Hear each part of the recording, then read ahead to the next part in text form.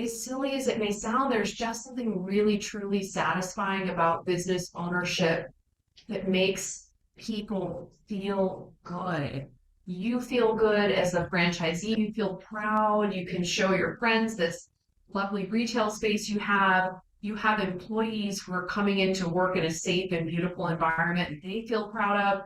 And I don't know, the currency of feeling good is something we've kind of forgotten about. And I'm hopeful Yeah. that is going to really be helping our franchisees cash in on that currency of joy and just really feel good about it.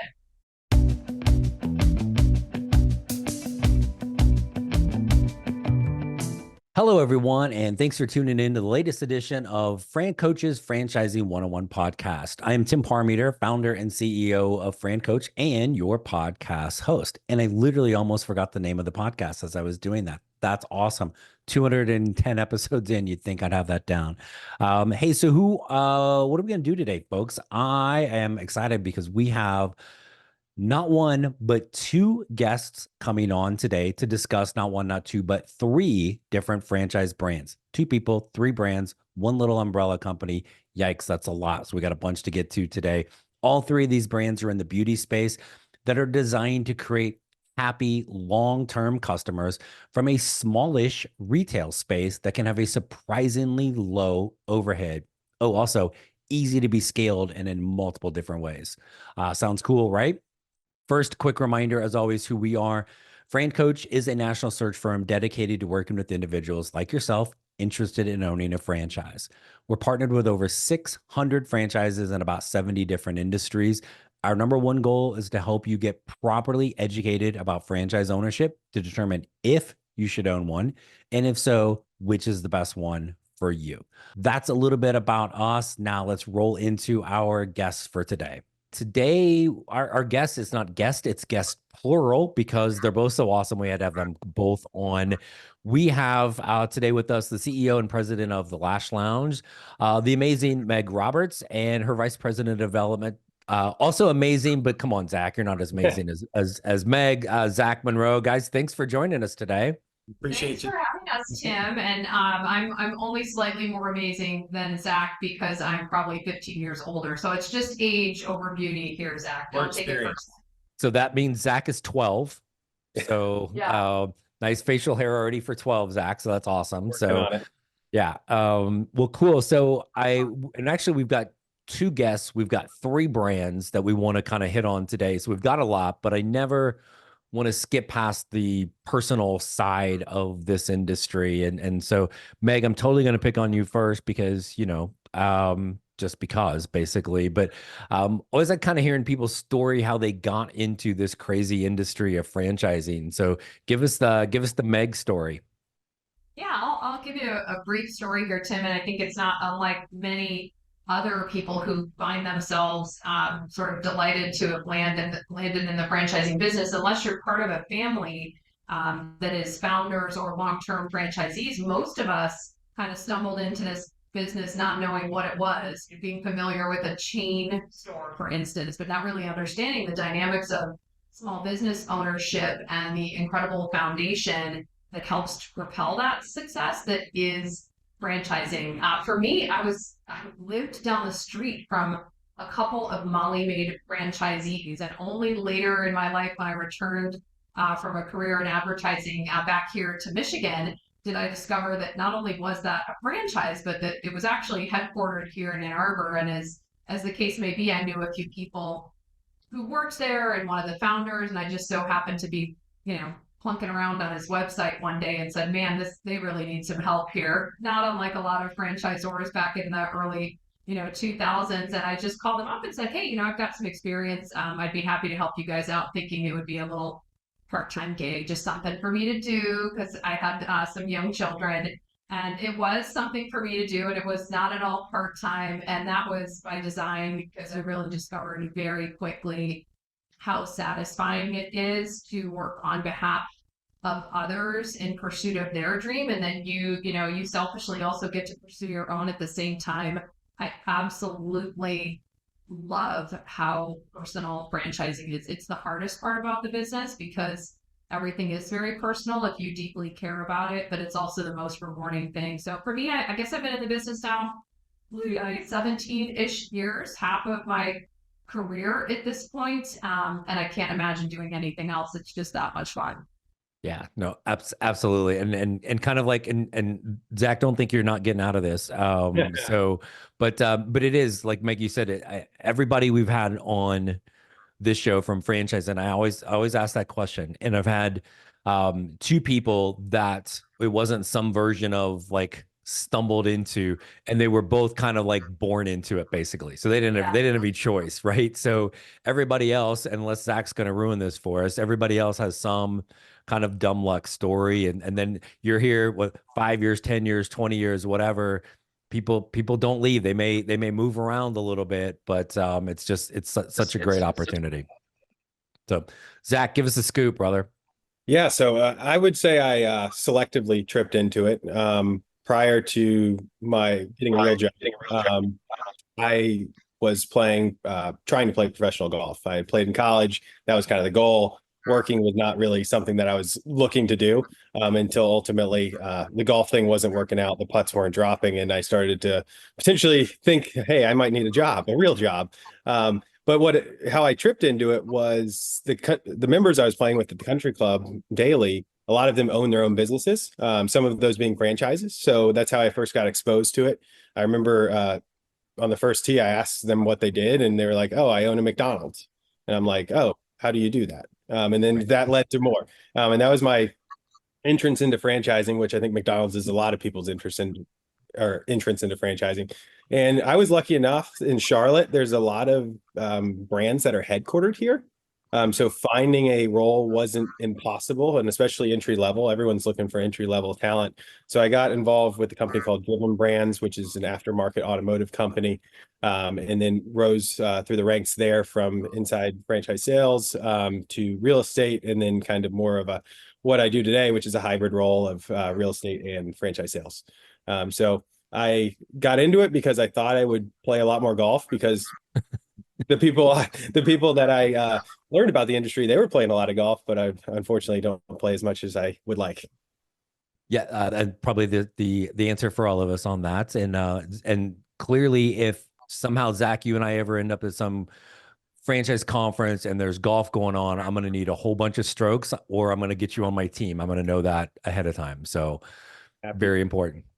So cool, guys. I love it. And we talked about Lash Lounge to begin with, but we really have three brands. We have Lash Lounge, Bishop's Cut and Color, and then we have Frenchies Modern Nail Care. So one amazing thing about franchising is we're really not very smart when it comes to naming things. So it's usually somewhat obvious.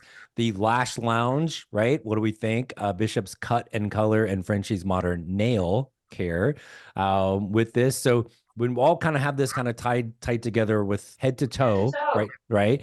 So and correct me if I'm wrong on this, Meg, Lash Lounge was first or kind of the biggest of the three, been around the longest, right? And you've been a part of Lash Lounge for a long time. So talk to us a little bit about that brand. Yeah, so I've been with Lash Lounge for about 6 years. Frenchies and Bishops have both been around a considerable amount of time. I'll give them each roundly, 10 to 15 years in business, with varying degrees of open stores, right? The Lash Lounge has 140 plus stores open. Frenchies somewhere in the mid 20s, and Bishops more in the mid 40s. So the intent of Riverside's acquisition of all three brands and the creation of Head to Toe really was to bring, if I may, between the Head to Toe brand and the heart that's in the middle of all of that is the people who support those brands and the passion that the franchisees have in business ownership and honestly the love of the services that both our employees as well as our guests share in common.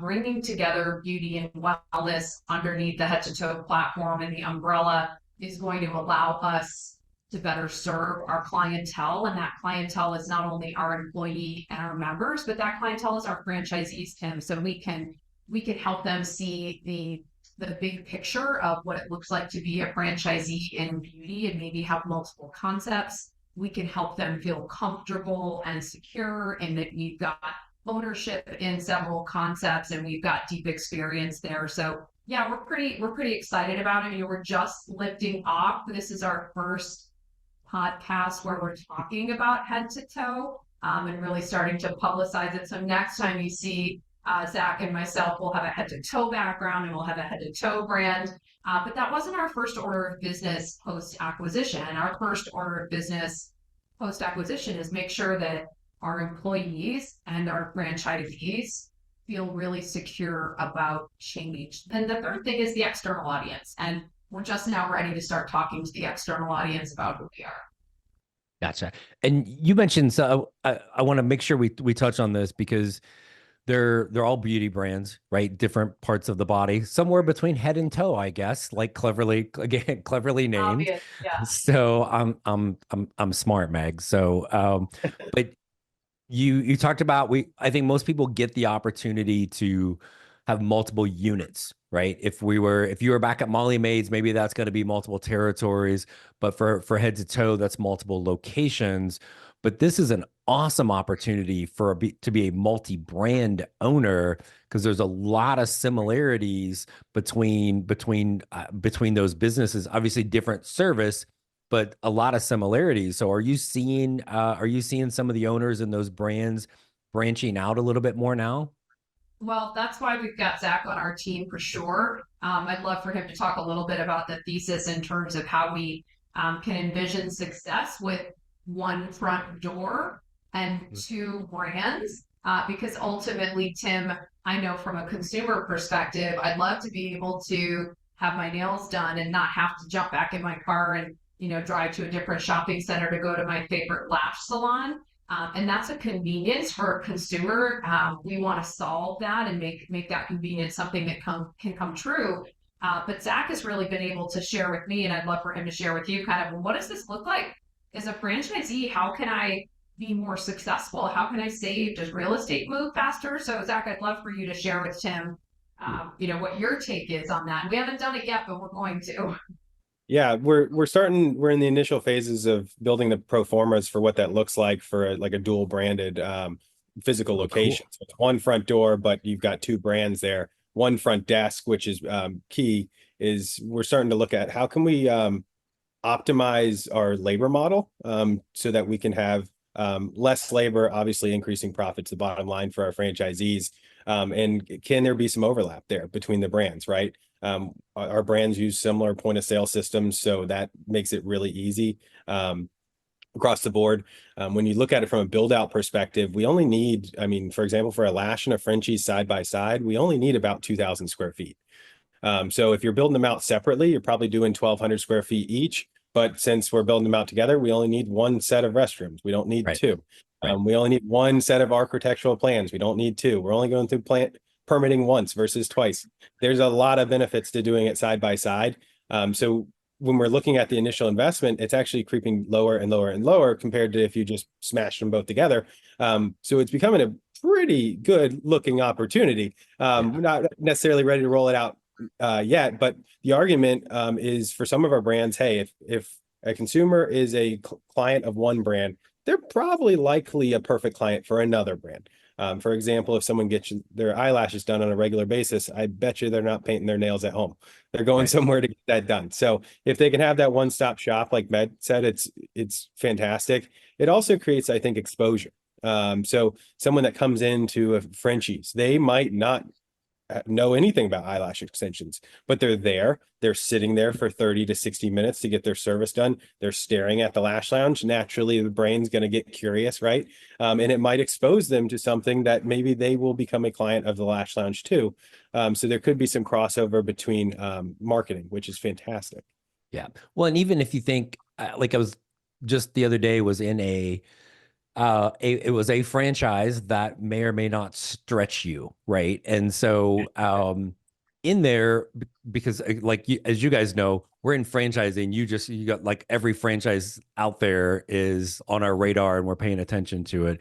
But they had a couple flyers for in their strip mall go figure, there were 3 other franchises that were kind of in that wellness, health, beauty space. And they had those in there. They weren't part of the same big parent company, but for you guys, like, how amazing is that if we each owned one of each of these brands, really being able to kind of promote each other's business? Because like you said, Zach, like, if you're getting your nails done, you're probably getting your lashes. Thanks for not pointing out that everybody gets a haircut, because clearly everybody does not, right? So, but for the most part, those things really are like, I could see people easily being a customer of 2 of these 3, if not all 3, and having that synergy with the owners and can be a huge advantage, right? So I love that.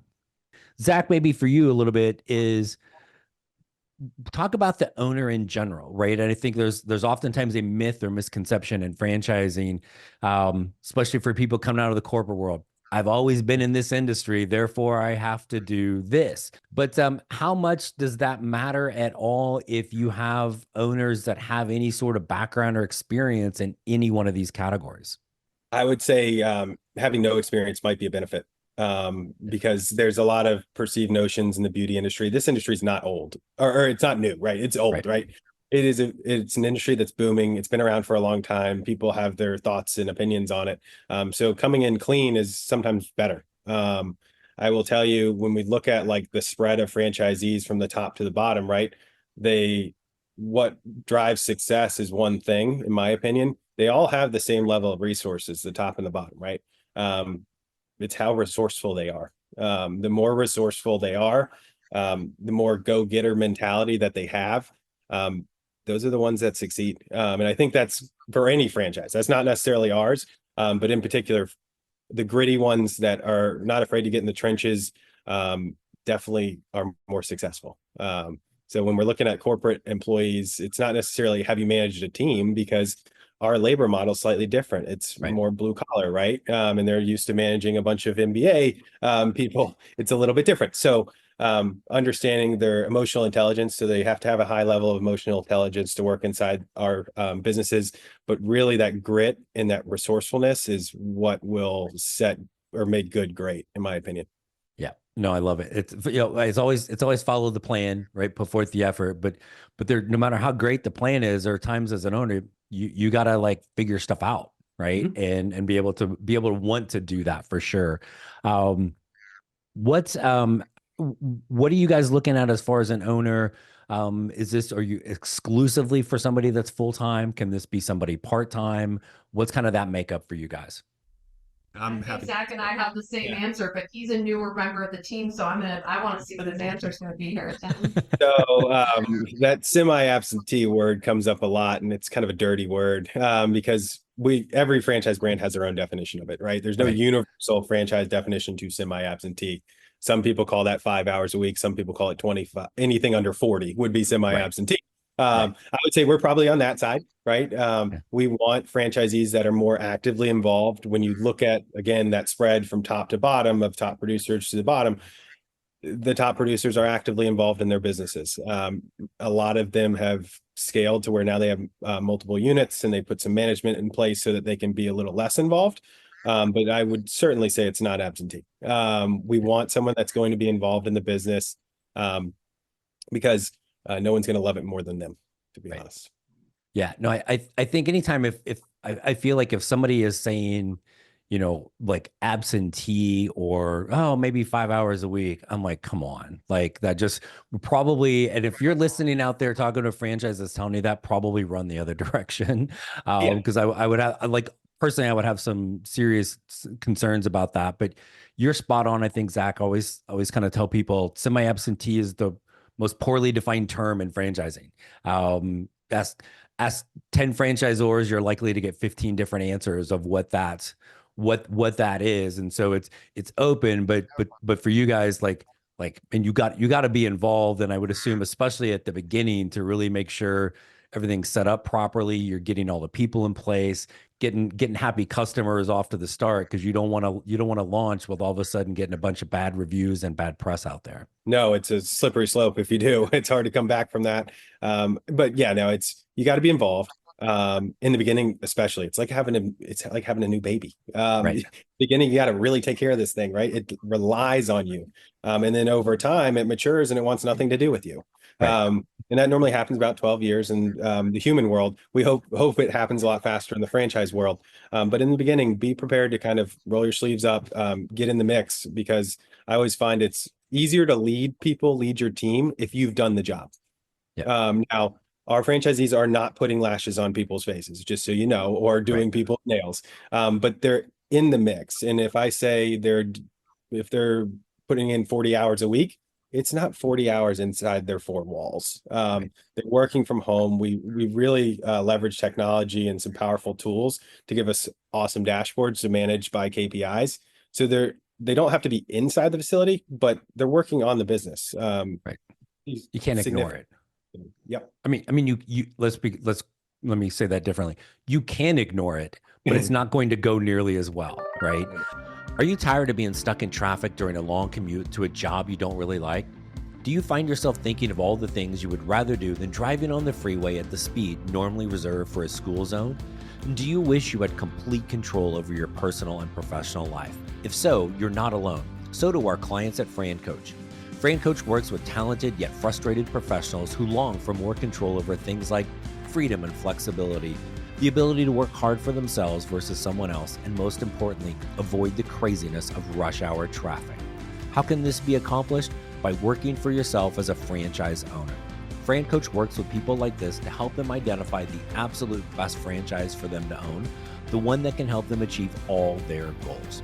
If you are sick of rush hour traffic and want to see if now is the time to work for yourself, contact FranCoach today at francoach.net. Set up your free consultation so we can help you get off the road to nowhere and create your better tomorrow. So now we're coming in as an owner. We know we need to be involved, right? This is our baby. And again, when you're doing multi-units, right? Like then it's, 2, 3, 4. It's like our kids. We care, we care less about them after the first one where we've bubble wrapped the whole house. The third one, they're playing with knives in the crib, right? So I would say I taught my first to read. I didn't have time to teach the second one. You're on your own. ask your sibling. Maybe they can do it. So, but we're with all three of these, we are managing a skilled but unique staff. So talk a little bit about how all three of these brands and kind of head to toe in general, that they're going to help me come in and own one of these. I'm not a lash expert. I'm not a nail expert. I don't cut hair, right? I get the importance and I like the idea of managing more like professional kind of skilled people, but I've never done it. How are you guys going to help me identify those folks and manage those folks? I think one of the biggest things to recognize when you're selecting a franchise, any franchise for that matter, is how well positioned is that brand in the marketplace. And what I really love about the head to toe brands that we have today, and any that will acquire, must be positioned really in that kind of upper right quadrant of appeal, aspiration, quality that our customers are looking for, because you can have your lashes done a lot of different places and no one's throwing lashes on anyone's eyes at the Lash Lounge. It very much is an artistic craft that we respect in the amount of time we put into the training.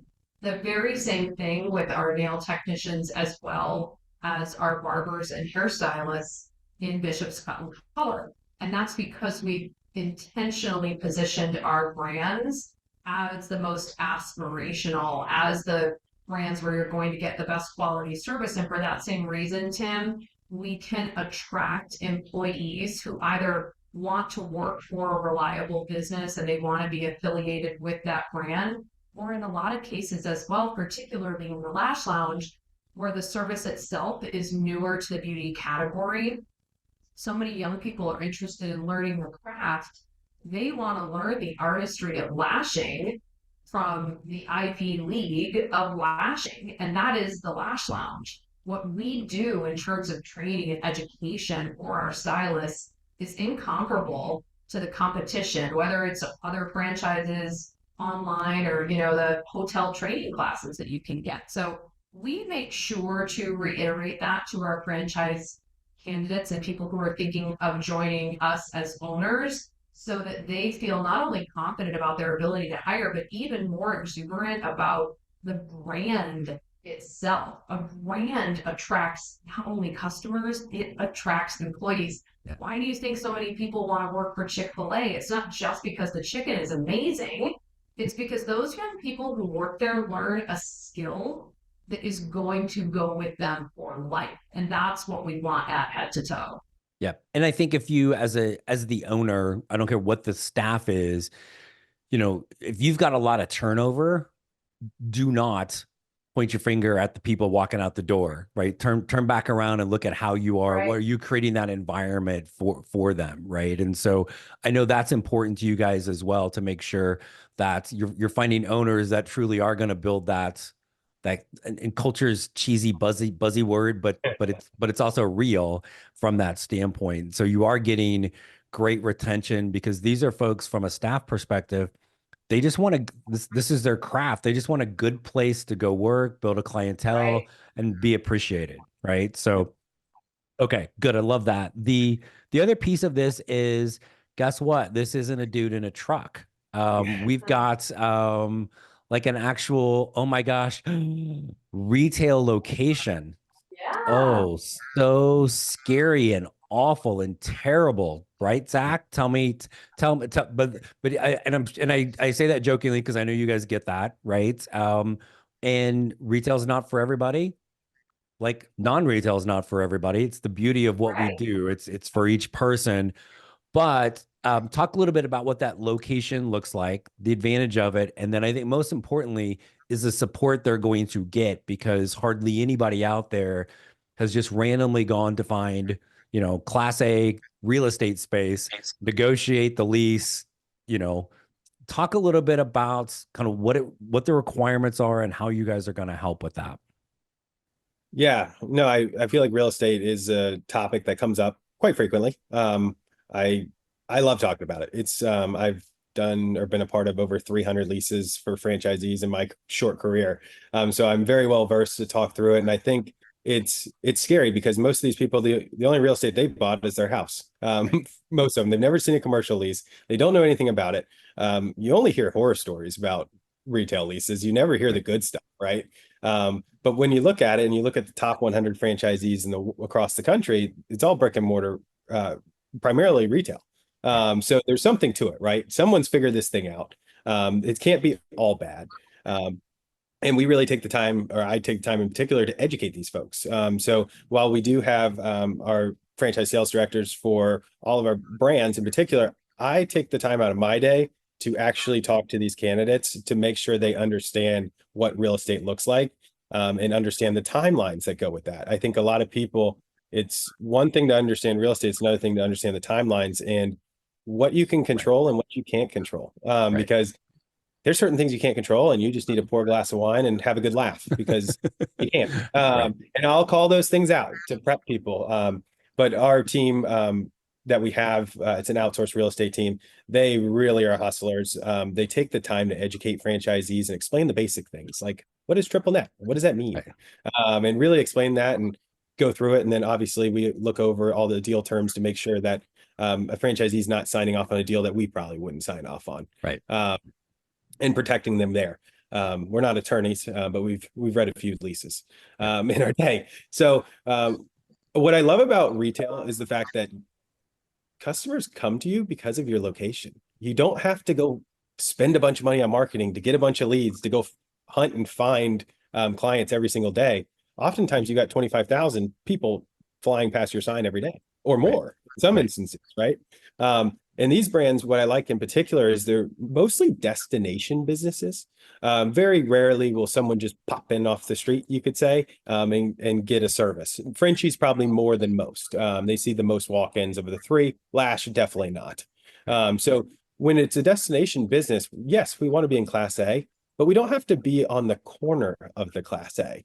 We can kind of be in that inline space, which gets us in the vicinity of our core clientele, but we get the better deal because it's a less desirable space compared to what Starbucks wants or Lululemon wants or whoever, you name the high-end brand. The other thing that we can look at, which really significantly reduces the rent risk to a franchisee, second floor space. There's not a lot of brands that are looking for second floor space. We'll take it. Because if someone's coming to get their lashes done or their nails done or a haircut, they'll walk up a flight of stairs. They've probably already sought you out on their little iPhone. They've followed it wherever the iPhone took them. They're in your parking lot. They'll walk up the stairs. And Right. sometimes the rent can be 75% less. Oh, wow. Much better deal terms on the second floor. Yeah. But that doesn't work for some retail facilities. They have to be on the first floor because they rely on that window Right. and grabbing someone's attention to get them to walk in. Whereas we're spending a lot of time on the digital side, getting people to make appointments. Yeah. What I think there's the thing in real estate, everybody's going to know, like, oh, location, location, location, right? But the biggest piece of this, and I think the biggest mistake people can make, it's the other three words. It's negotiation, negotiation, negotiation, right? And so just that, talking about the knowledge you're going to have of, and again, most people aren't going to like you said, triple net. Nobody's going to know what that is, or TI, right? Or, but the in versus the middle, or this is one that could be on a second floor in that type of area, still anchored. It's still in the right, like, corner street, like, kind of strip mall or corner, but because it's more destination, you're able to get away with that. And then it is like, and I'm sure you guys have both seen, right, in your years, people have made, right, you're going to help and do all of those things, but it's always clear to know the franchisor is not doing it all for you. They're there to guide it with you. You're the owner. You want to make a bad decision, like you're going to have people in your ear telling you not to do it and all the reasons why. But we've all seen people that have, and all of a sudden now they're in a location, maybe it's fine, but they're over their head for way too long because of what they're spending. What you're saying, Zach, is giving people an opportunity to be in a great location, but for much less price than even some of their neighbors in the same strip mall, which is amazing. Yeah, and I think it's also people look at TI as a way to decrease their initial investment. I look at it as a way to pad your working capital account. Because when you look at like the timeline of when you get your reimbursement check from Mr. Landlord, it comes normally a month or two after you've been open, right? And every FDD you're going to read says, here's 3 months of working capital in it, right? In the initial investment. Well, oftentimes that's not enough. So what do you do with that TI check when you get it? Don't go buy a car. Roll that TI check into your working capital account so you have enough money to sustain the growth till you hit a natural break-even point, and then you have your growth from there. A lot of times I've seen, businesses, what's the number one reason why businesses fail across the country? They run out of money. So really taking the time to educate people on like, hey, when these allocations of funds come, here's where you need to put it, and here's why, and educating them on that, I think, is what's going to lead to our success. Yeah, no, I love it. Meg, what are we maybe missing? I'm sure there's a million things, but with head to toe in general, or specific to any of these three brands, what have we maybe missed today that you really want to make sure everybody gets to hear? I think we've talked about why head to toe makes sense from a consumer standpoint, and even why it makes sense from an organizational standpoint for Riverside. And Zach was touching on the ideas of ownership for franchisees, but I think there's a piece that we're not forgetting, but we're glossing over after so many years of change and the evolution. I was listening to news this morning about Amazon's going back to work, and people are starting to really recognize that socializing, even in the workplace, is important. Getting out from behind your desk is important. I'm sitting here in my home office, and I can't wait to get our head to toe office leased, because it really is important to engage. And a part of that is just the human joy factor. And we started out this conversation this morning. I think I might, or this afternoon, might have mentioned that I see in my neighbor's driveway a couple of franchise vans. They're probably dealing with some kind of basement flooding, which makes me sad for them. And I know it's a great brand over there helping them, but there's a joy factor in the franchising of beauty and retail services that, man, when you get up in the morning, and I've worked the front desk of our corporate store here in Ann Arbor many times, when you get up in the morning and you go to work and you put your uniform on, you sit behind that desk and you're answering the phone and you're greeting guests, every person who comes in is really happy to be there. And then they're even happier when they walk out. And as silly as it may sound, there's just something really truly satisfying about business ownership that makes people feel good. You feel good as a franchisee, you feel proud, you can show your friends this lovely retail space you have. You have employees who are coming into work in a safe and beautiful environment and they feel proud of. And I don't know, the currency of feeling good is something we've kind of forgotten about. And I'm hopeful that Co is going to really be helping our franchisees cash in on that currency of joy and just really feel good about it. Yeah, no, I love that, because if you really go back to the main reason why people are going to work for themselves to begin with is that the control over their life, and because probably that job they were at wasn't bringing a whole bunch of joy. I love it. We had Danessa, and I always botch her last name, Ataya, with Bio One. I worked with Danessa for 10 years. I'm a huge fan and we're good friends. I love her. And she said it has been so impactful. It was probably 6 months ago. And she said, well, like, what are one of the things that you really look for in a franchise owner? And she's like, positivity. And it just stuck with me, because you're like, oh my gosh, because look, all the best laid plans, guess what, folks? You know what's going to hit the fan at some point as an owner, right?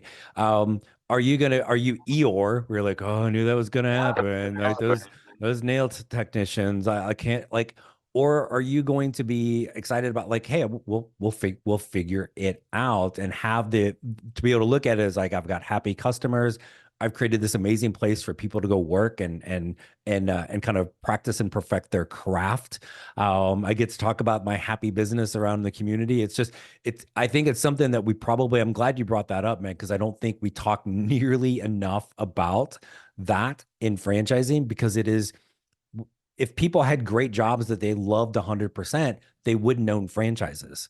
so that's true. If you're looking to be fulfilled outside of what you're doing today, then really think about what that's going to mean. Of course, we all need to feel confident about our paycheck and our ability to care for our family and have financial security. And I think it's really important that we also balance that and what we're seeking in a franchise with what's going to reward us in the other ways too, because imagine being wildly successful and not needing to go to your business anymore. I hope you still want to, because it fills you up in some way. And for most of us, when we're starting out, you aren't wildly successful at first. And so I hope you want to be there because it fills you up. So if you have that component of the bucket being filled, already rich. Yes, absolutely. Yeah, no, it's funny. You use the phrase almost exactly. My wife calls it like fill in the bucket, right? And it's like, what are the things that are going to do that? And we've established you've got your physical location, Zach, that you talked about, that you and everybody can go into. And especially for this, you're making people, like, there's a definite before and after. They're going to be, you're just going to have, and it's cheesy, but a lot of happiness. And let's be honest, couldn't we all use a little bit more of that in all of our lives? So super cool, guys. Meg, Zach, thank you so much nice to actually, like, all been in franchising for a long time. First time I think I've actually met both of you guys. So great for that. Thank you so much for coming on today to talk to us about Head to Toe, the Lash Lounge, Bishop's Cut and Color, and Frenchies Modern Nail. So thanks so much for coming on. Thanks for having us. Have a great day. Thanks. You guys, Tim. Thanks again to our guest, the CEO and president of Lash Lounge, Meg Roberts, Vice President of Development, Zach Munroe, for joining us today to talk about Head to Toe, Lash Lounge, Frenchies, and Bishops. So if this inspires you anymore to find out more about owning a franchise, whether it's one of these amazing brands or one of the 600 other plus franchises that are out there, please reach out to our team, FranCoach.net, Franchising101podcast.net. Again, there's never any fee to work with us. We're here to help you figure it out if you should, and if so, which one. Don't forget to follow us all over social media, folks. Tons of great stuff. Our FranCoach sites. You pick a social medium. We're there. FranCoach Franchising 101. If you like to do this thing called read, Franchising News has a ton of blogs on there, not just from our team, but we've got, and in fact, a brand new guest article here just popped on there a couple days ago. And then, of course, don't forget Friday night, 8 Eastern, 5 Pacific on Biz TV. Myself, Danielle Wright, host the Franchising 360 show. So who doesn't want to catch a little bit more about franchising there? But in the meantime, next week, I got another exciting guest to chat with about all this amazing stuff in the world of franchising. Until then, thanks for tuning in, and we'll chat with you next week. Thanks for listening to FranCoach's Franchising 101 podcast, where our ultimate goal is to help educate you on all things franchising so you can create your better tomorrow.